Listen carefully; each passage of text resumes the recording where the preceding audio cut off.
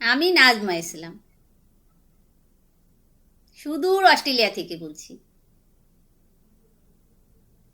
আমি একজন উৎসাহী লেখক। শিশুদের জন্য আকর্ষণীয় এবং অনুপ্রেরণামূলক উপকথা রচনা করার জন্য নিবেদিত প্রাণ।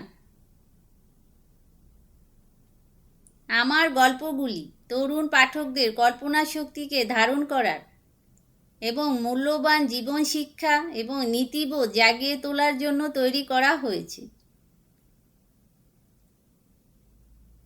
আজকের দ্রুতগতির পৃথিবীতে আমি লক্ষ্য করেছি যে অনেক শিশু বই পড়ার প্রতি আগ্রহ হারিয়ে ফেলছে।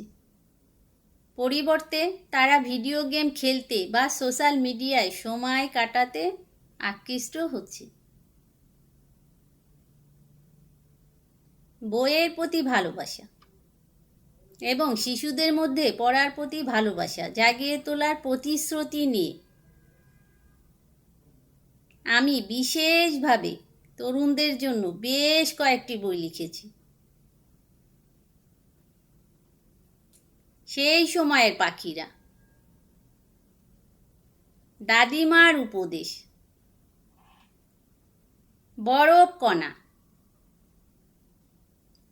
টিয়ার ভালোবাসার দিন, বই পড়া পছন্দ, রাজা হবে বনের পাখি টিয়া।